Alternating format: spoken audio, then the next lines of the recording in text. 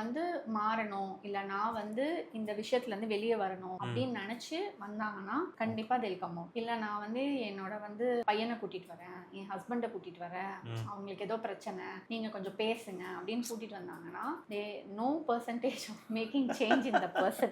யாரும் எந்த சேஞ்சஸும் பண்ண முடியாது. பண்ணவே முடியாது. பிகாஸ் நான் வந்து இதுல இருந்து இது எனக்கு பிரச்சனை, சோ இதுல இருந்து நான் வெளியே வரணும் நான் ஃபர்ஸ்ட் நினைக்கணும். Okay, correct. நான் நினைக்காம நீங்க மருந்து மாத்திரை கிடையாதுல்ல இது. இப்ப நான் மருந்து கொடுக்க போறேன் இல்ல மாத்திரை கொடுக்க போறேன், அதை சாப்பிட்டீங்கன்னா உங்களுக்கு ஜுரம் சரியாயிடும்ன்ற மாதிரியான விஷயம் கிடையாது.